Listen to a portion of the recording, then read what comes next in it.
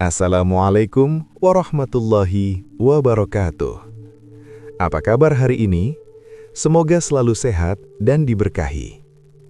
Sebelum ceritanya dimulai, jangan lupa like, subscribe, dan aktifkan lonceng notifikasi agar tidak ketinggalan cerita berikutnya. Tulis juga nama dan asal kota kalian di kolom komentar.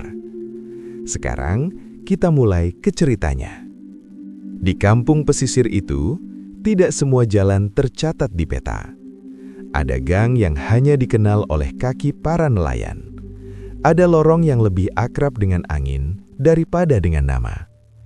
Setiap sudutnya menyimpan bau garam, menempel di pagar bambu, di daun kelapa, di anak-anak yang pulang mengaji dengan sarung terlipat setengah. Sore turun tanpa tergesa-gesa. Langit berwarna jingga pucat, seperti kain lama yang dijumur terlalu sering.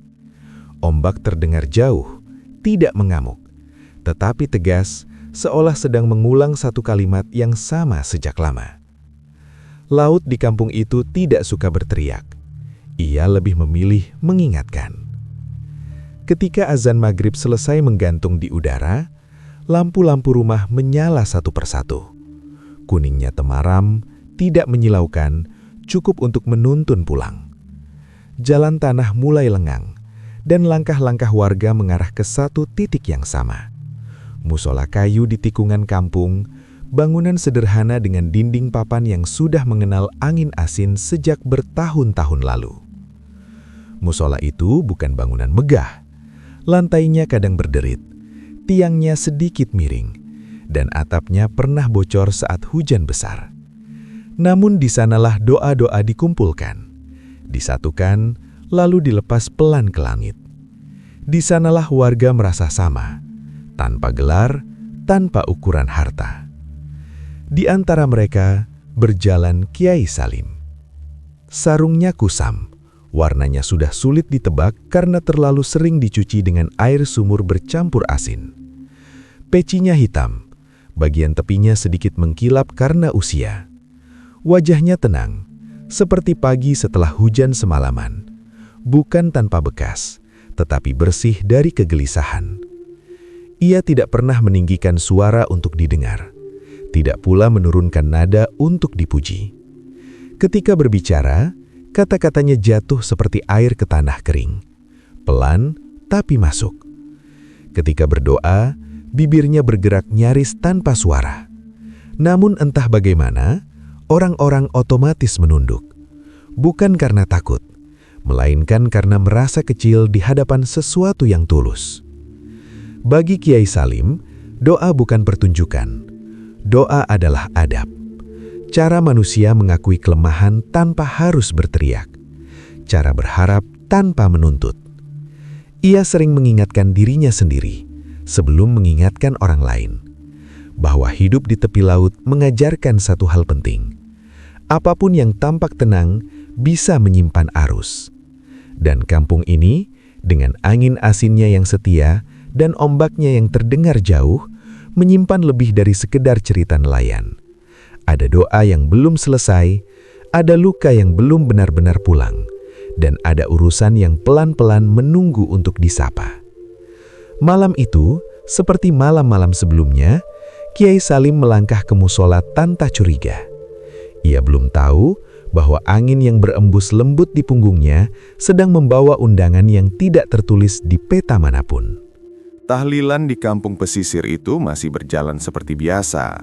Setiap malam tertentu, tikar digelar, tasbih dibagikan, dan suara doa mengalir dari bibir-bibir yang telah hafal urutannya. Dari luar, semua tampak rapi, seolah tak ada yang berubah sejak bertahun-tahun lalu. Namun di balik kerapian itu, ada sesuatu yang perlahan bergeser. Hidangan tidak lagi sekedar pelengkap, ia mulai diperhatikan, dibandingkan, bahkan dibicarakan sebelum doa dimulai. Kue siapa yang paling lengkap? Kopi siapa yang paling kental? Nasi berkat siapa yang paling layak dibawa pulang? Ada mata yang lebih dulu menilai meja daripada meluruskan niat. Sebagian orang datang lebih awal bukan untuk membantu, melainkan untuk memastikan namanya terlihat, Sebagian lagi bertahan lebih lama, bukan karena khusyuk, melainkan menunggu sesuatu yang tak pernah disebutkan dengan suara keras. Amplop yang berpindah tangan secara halus diselipkan seolah bagian dari adab, padahal seringkali menjadi tujuan. Di sudut musola, Marni menghela napas panjang. Sebagai pengurus tahlilan, ia hafal betul perubahan itu. Tangannya cekatan mengatur gelas dan piring, tetapi matanya tidak bisa dibohongi. Ia melihat orang-orang yang dulu datang dengan wajah pasrah, kini datang dengan hitung-hitungan di kepala. Ia mendengar bisik-bisik kecil yang muncul bukan setelah doa, melainkan sebelum bacaan dimulai. Dulu orang bawa apa adanya, gumamnya dalam hati. Sekarang bawa harapan dibalas. Marni sering menggerutu, tapi bukan tanpa alasan. Ia bukan membenci hidangan, bukan pula iri pada orang yang mampu. Ia hanya sedih melihat doa diperlakukan seperti acara yang bisa ditakar untung ruginya. Ia sedih karena sesuatu yang seharusnya ringan di langit menjadi berat di hati manusia. Di tengah semua itu, Kiai Salim tidak pernah menegur dengan suara keras. Ia tetap duduk di tempatnya, membaca doa dengan tempo yang sama, memimpin tahlil tanpa menambah atau mengurangi apapun. Namun, sesekali, ketika melihat mata-mata yang lebih sibuk menghitung daripada menunduk, ia menyelipkan satu kalimat pendek, seperti paku kecil yang ditancapkan pelan ke papan hati.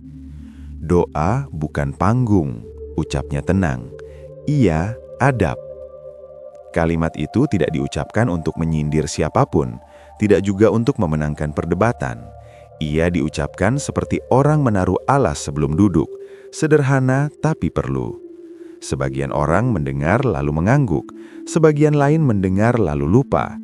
Ada pula yang tidak merasa tersentuh sama sekali karena merasa apa yang mereka lakukan sudah biasa.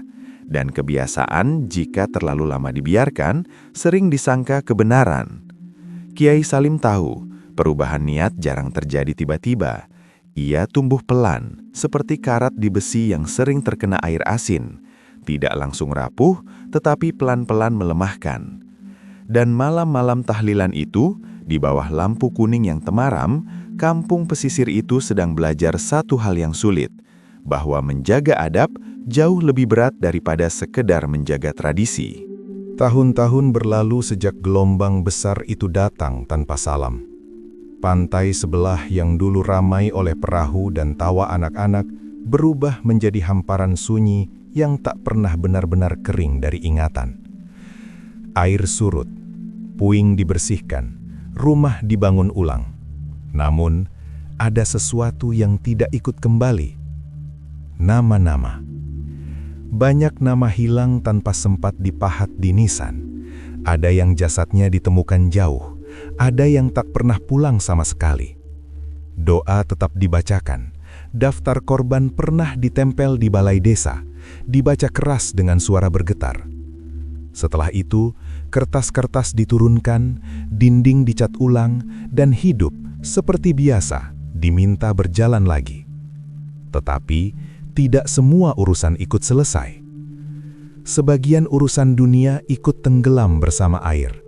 Hutang kecil yang belum lunas, titipan barang yang belum sempat kembali, surat tanah yang ditinggal tergesah.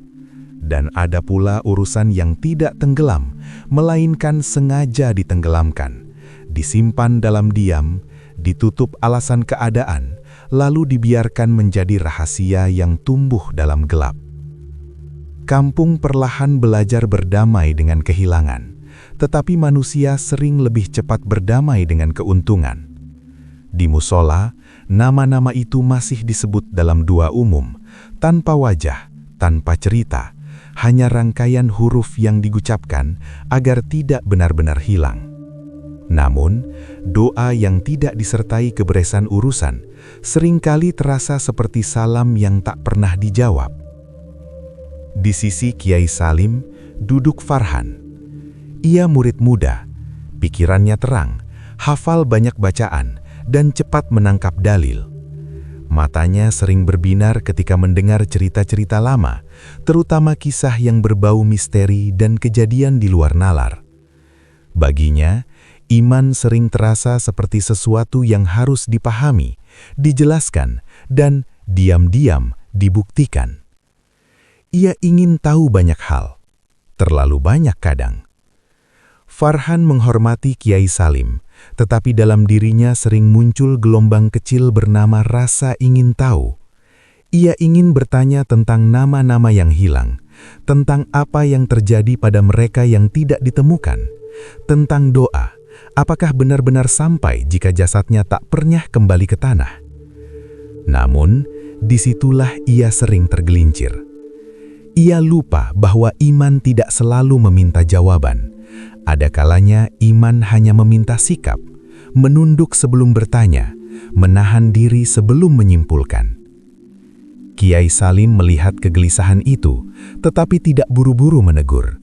Ia tahu murid muda sering belajar bukan dari larangan, melainkan dari pengalaman yang membuatnya diam sendiri. Dalam hati, Kiai Salim hanya berdoa agar rasa ingin tahu Farhan kelak tidak berubah menjadi keberanian yang kehilangan adab.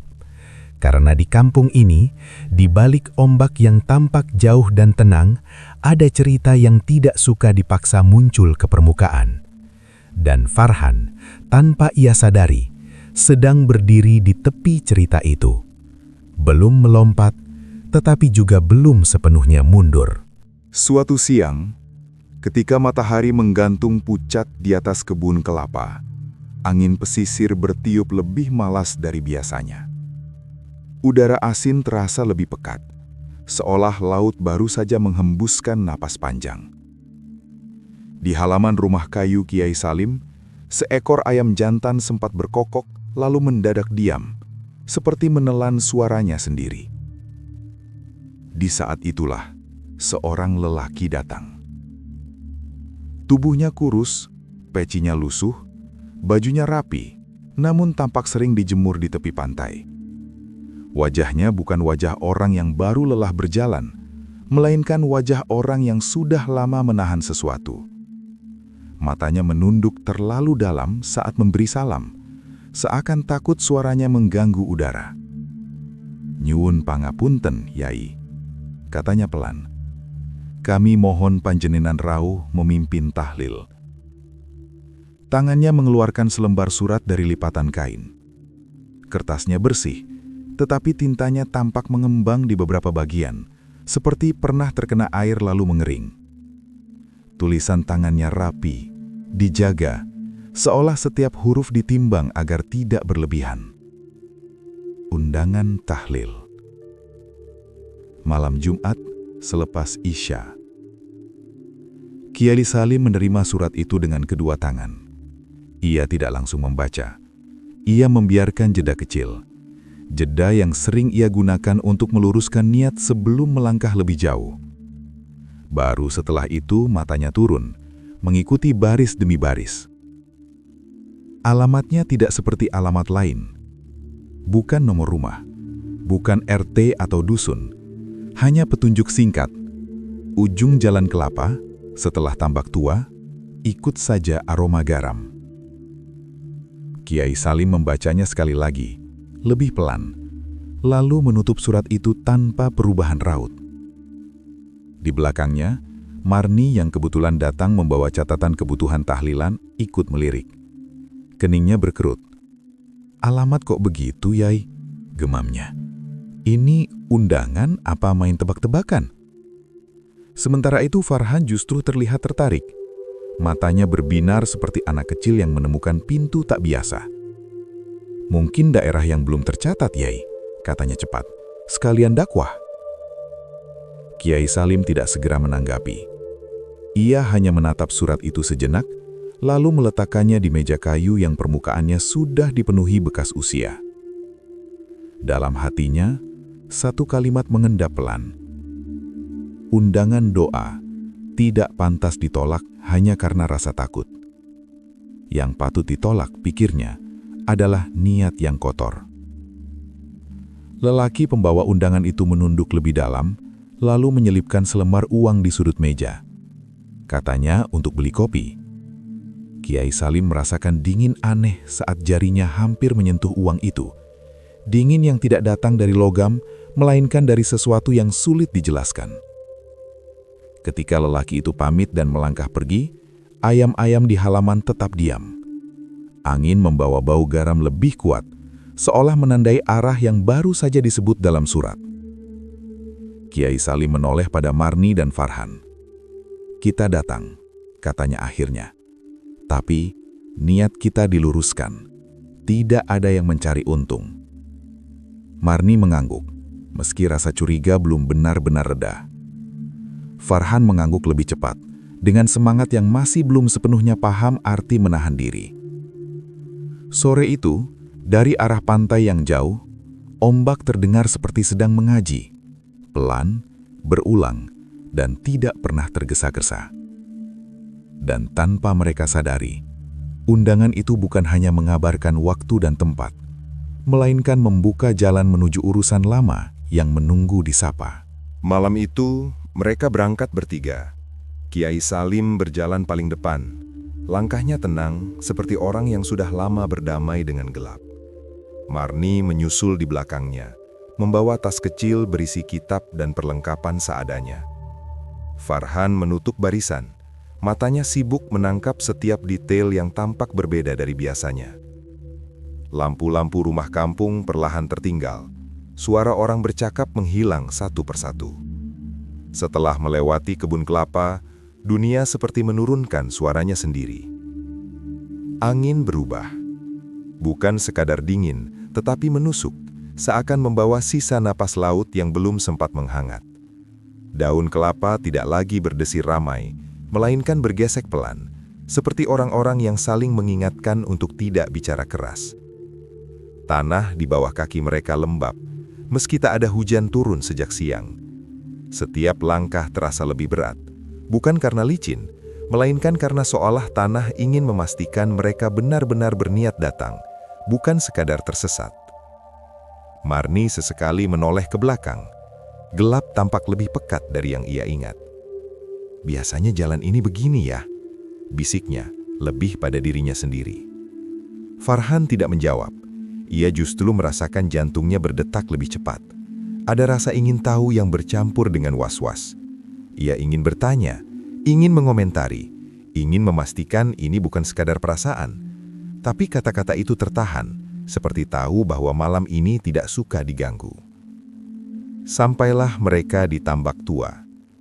Airnya hitam, nyaris tak bergerak. Bulan menggantung tepat di atasnya, memantul di permukaan air seperti kaca yang dipoles terlalu rapi. Pantulan itu tampak utuh, tidak bergoyang, seolah air menahan napas. Farhan menelan ludah. Ia merasa seakan melihat dua bulan, satu di langit, satu lagi yang menatak balik dari bawah. Kiai Salim berhenti sejenak. Ia tidak membaca doa keras-keras, hanya menunduk, membiarkan hatinya yang berbicara. Dalam bisik yang hanya ia sendiri dengar, ia meluruskan niat. "Tempat aneh tak selalu minta ditakuti," ucapnya dalam hati. "Kadang hanya minta dihormati." Ia mengangkat kakinya kembali, melangkah dengan adab yang sama seperti ketika memasuki masjid. Tidak tergesa, tidak menantang, tidak meremehkan. Marni mengikuti, meski jemarinya kini menggenggam tas lebih erat. Farhan menarik napas panjang. Untuk pertama kalinya malam itu, ia tidak perlu memahami apapun. Ia hanya berusaha menjaga sikap. Di seberang tambak, jalan menyempit. Bau garam semakin jelas, memandu mereka seperti janji yang tidak diucapkan. Tidak ada papan penunjuk, tidak ada suara penjemput. Hanya langkah kaki mereka sendiri, dan malam yang semakin diam. Dan di kejauhan, sesuatu menunggu. Bukan dengan teriakan, melainkan dengan kesabaran. Di antara puing-puing yang ditinggalkan tsunami, berdirilah satu rumah yang tampak seolah luput dari amukan waktu. Dindingnya utuh, tidak retak, tidak miring. Atapnya bersih, seperti baru disapu angin. Seakan gelombang besar itu memilih berhenti tepat di depannya. Lampu kuning di teras menyala stabil, tidak berkedip, tidak redup. Cahayanya jatuh lembut ke tanah, memperlihatkan pagar yang rapi dan sandal-sandal tamu yang tersusun, seolah baru saja dipakai sore tadi. Marni berhenti melangkah. "Ini masih ada yang tinggal," bisiknya. Sunyi menyambut pertanyaan itu. Namun bukan sunyi yang liar, melainkan sunyi yang tertata, seperti ruangan yang lama ditinggal tetapi selalu dirapikan. Kiai Salim berdiri di depan pagar. Ia tidak langsung masuk. Ia menunduk sebentar, menata niat seperti biasa. Dalam dirinya, rasa heran muncul, tetapi tidak berkembang menjadi takut. Rumah itu tidak memancarkan ancaman, hanya jarak yang halus. Belum sempat ia mengangkat tangan untuk mengetuk, pintu terbuka sendiri. Tanpa bunyi engsel, tanpa angin yang mendorong, seorang perempuan berdiri di ambang pintu. Kulitnya pucat, bukan karena sakit, melainkan seperti orang yang jarang disentuh matahari. Rambutnya disanggul sederhana, pakaiannya bersih, berwarna gelap. Wajahnya tenang, terlalu tenang untuk seseorang yang menyambut tamu malam-malam di tempat seperti ini. "Assalamualaikum, Kiai Salim." Suara itu pelan, rata, seolah telah lama dilatih agar tidak bergetar. Kiai Salim mengangkat wajahnya. Ia terdiam sejenak, bukan karena kaget, melainkan karena nama itu disebut dengan cara yang tidak asing. Bukan seperti orang yang baru mendengar, melainkan seperti orang yang mengingat. "Waalaikumsalam," jawabnya akhirnya. Perempuan itu tersenyum tipis. "Saya Ratri," katanya. "Orang-orang memanggil saya Nyai Ratri." Farhan merasakan tengkuknya meremang. Ia yakin belum pernah mendengar nama itu disebut di kampung. Tidak dalam obrolan, tidak pula dalam doa-doa tahlilan. Namun perempuan itu menyebut nama gurunya seolah mereka telah lama saling mengenal, meski wajah Kiai Salim tetap tenang, tanpa tanda pengakuan berlebihan. "Silahkan masuk, kami sudah menunggu." Kata kami menggantung di udara, tidak dijelaskan, tidak ditambah. Marni menelan ludah, tangannya semakin kerat menggenggam tas. Kiai Salim melangkah masuk pertama kali, memberi salam pada ruang yang belum ia kenal. Lantainya bersih, perabot tertata rapi, tidak ada debu, tidak ada tanda rumah yang lama kosong. Bau garam laut bercampur wangi kayu tua memenuhi ruangan. Farhan menoleh sekilas keluar. Lampu kuning masih menyala stabil. Sandal-sandal tamu tetap rapi, seolah tidak pernah berpindah sejak tadi.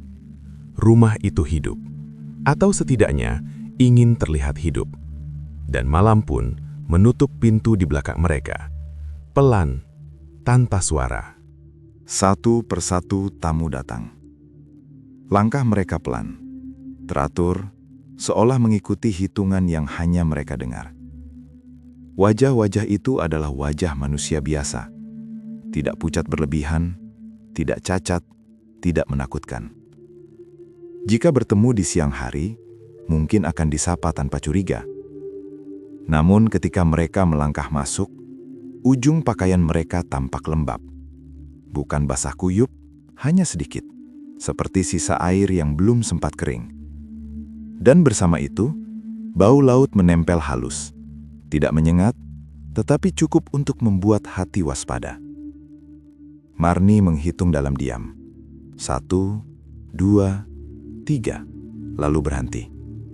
Jumlahnya terasa ganjil, bukan karena banyak, melainkan karena ia kehilangan patokan. Mereka datang tanpa suara bercakapan, tanpa saling menyapa, tanpa bertanya di mana harus duduk.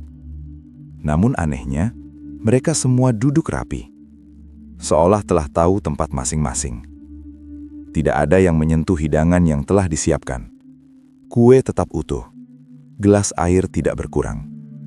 Bahkan ketika Nyai Ratri mempersilahkan, tidak satu pun tangan terulur. Tidak ada obrolan kecil, tidak ada tawa pembuka, tidak ada bisik-bisik yang biasa mengiringi acara tahlilan.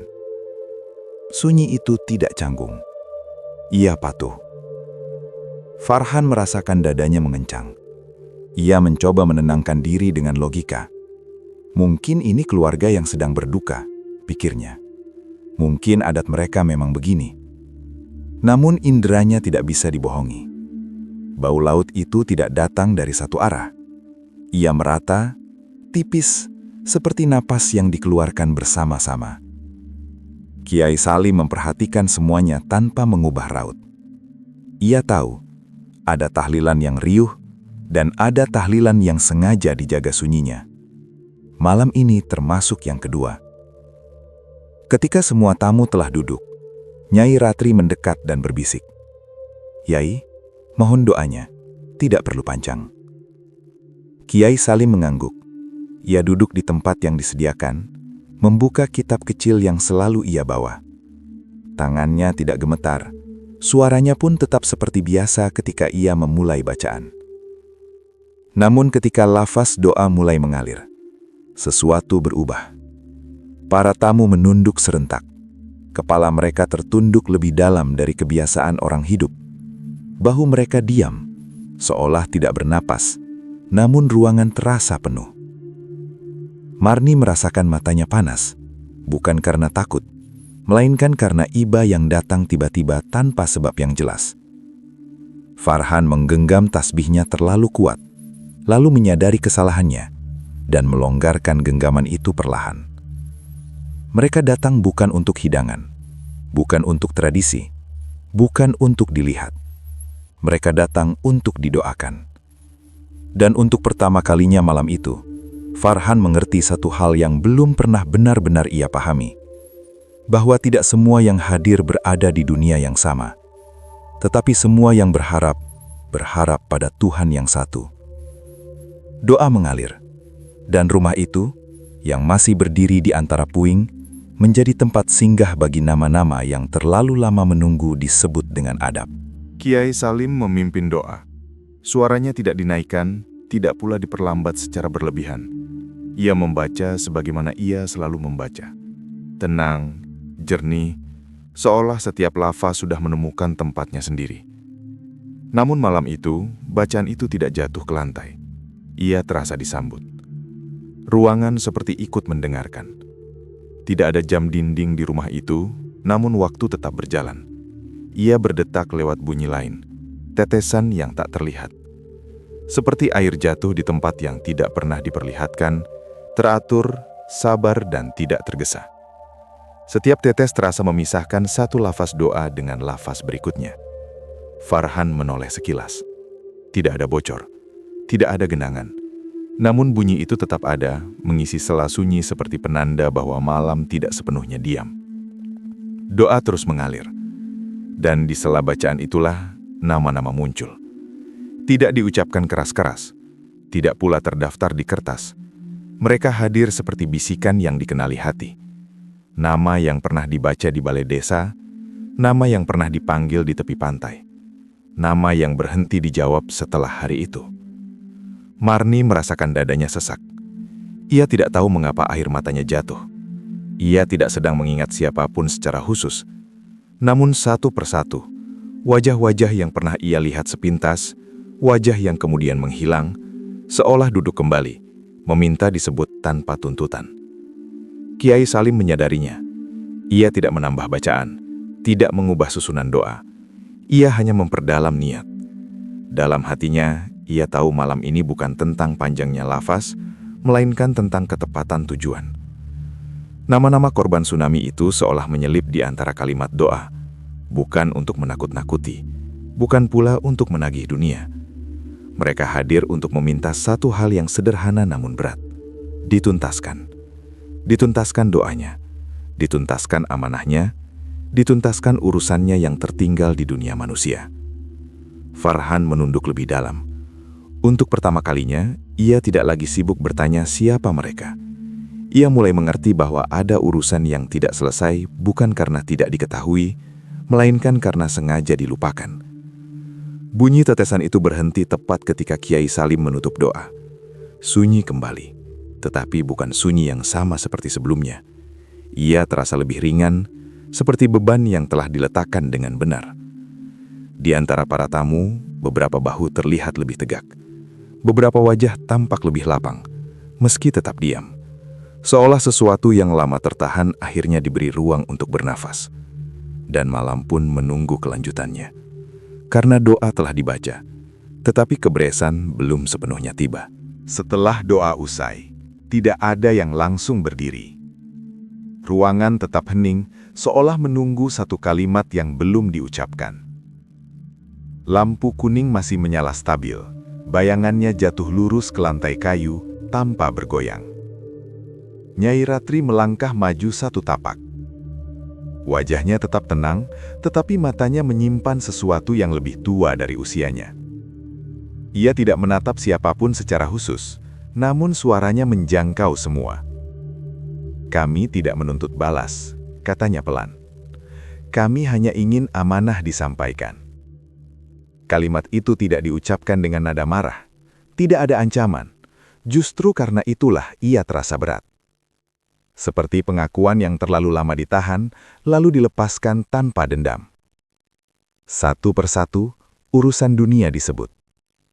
Hutang kecil yang tak pernah dicatat ulang karena yang memberi telah hilang. Kalung titipan yang disimpan dengan niat mengembalikan, lalu lupa karena tak pernah diminta. Surat tanah yang berpindah tangan dengan alasan darurat, kemudian dibiarkan seolah sah karena tak ada yang menagih. Semua itu diambil bukan karena jahat, melainkan karena merasa tak bertuan. Marni menutup mulutnya. Ia teringat obrolan-obrolan lama di kampung. Cerita yang dulu terdengar biasa, bahkan dianggap Rizky tak terduga. Ia baru menyadari betapa mudah manusia menenangkan diri dengan alasan keadaan. Farhan merasakan dadanya bergetar.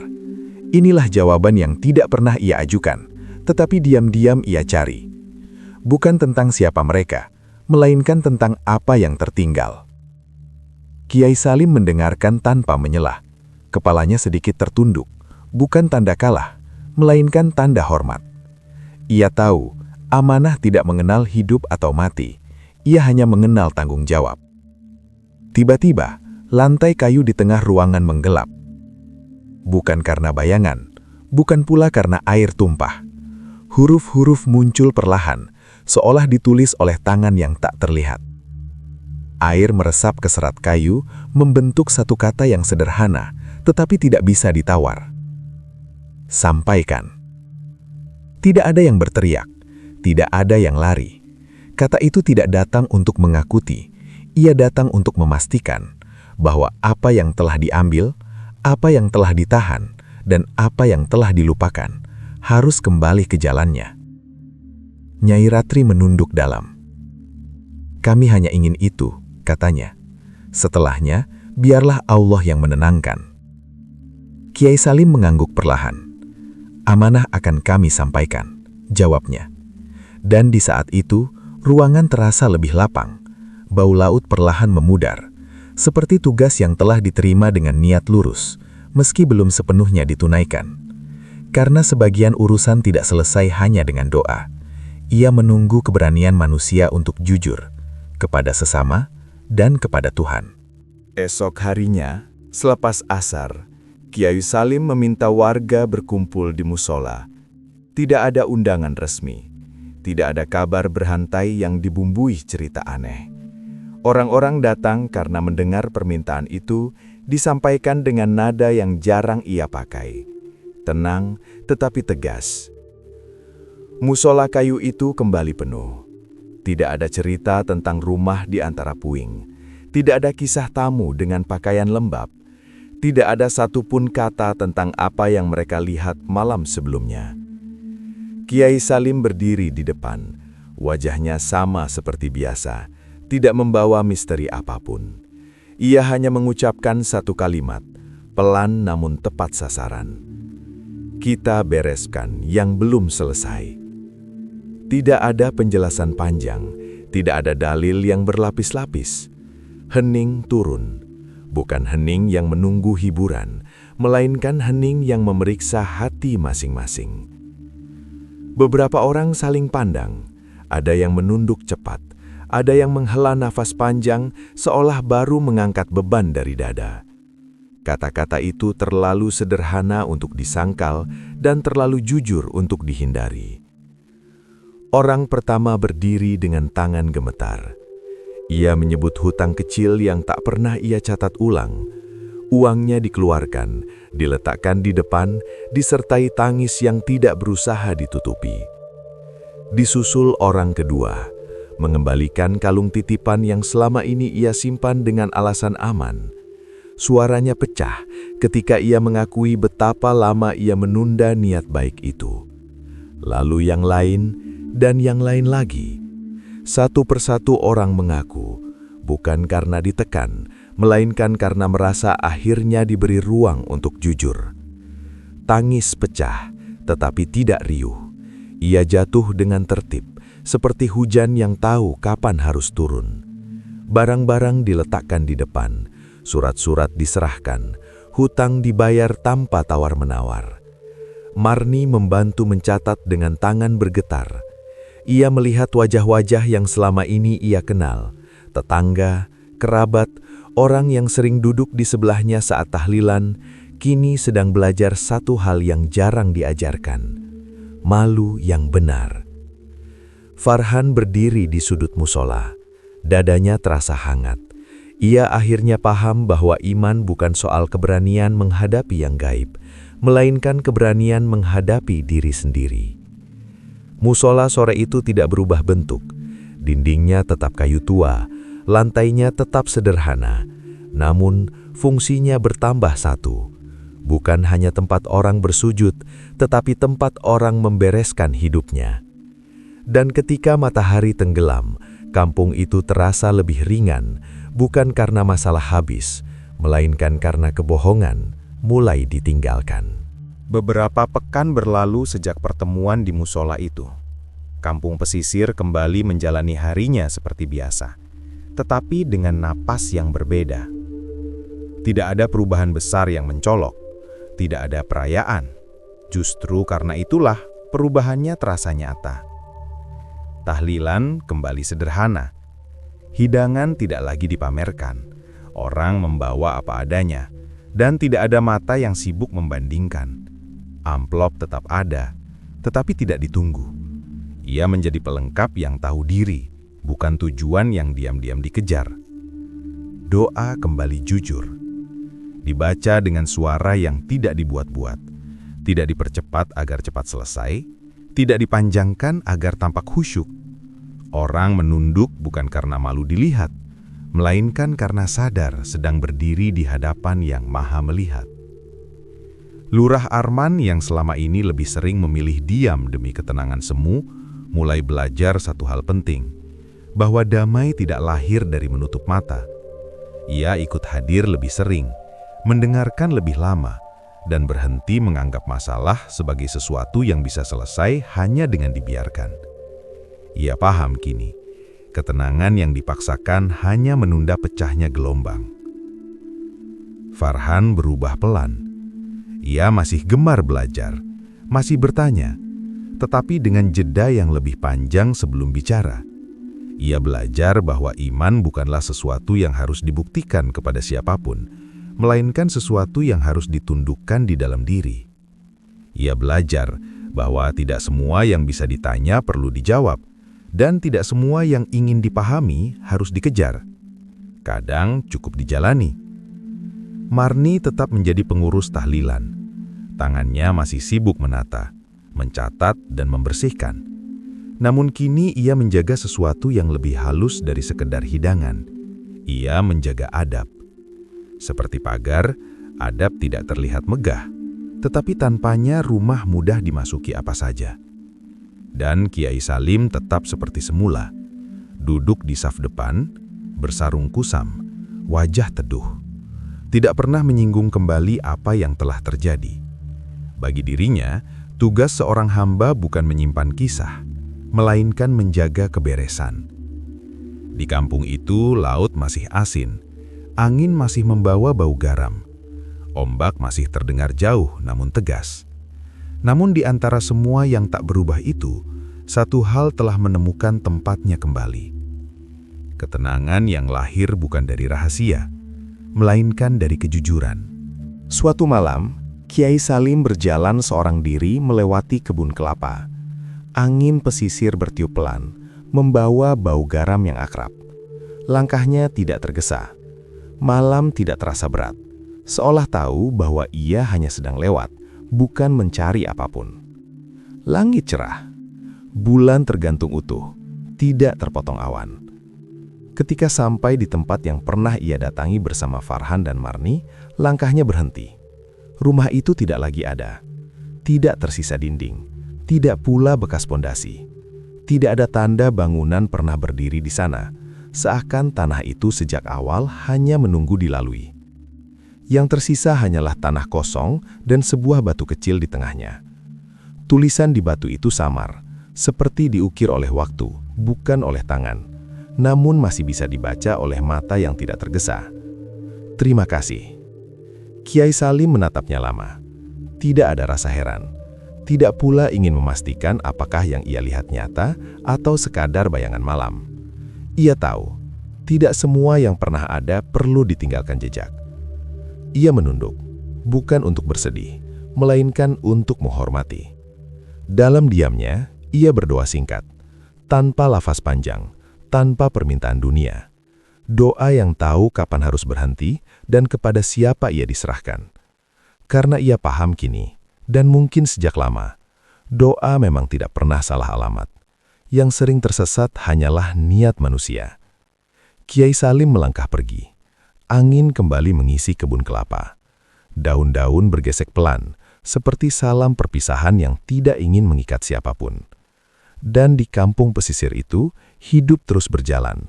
Dengan doa yang kembali pada tempatnya dan manusia yang perlahan belajar menata hatinya.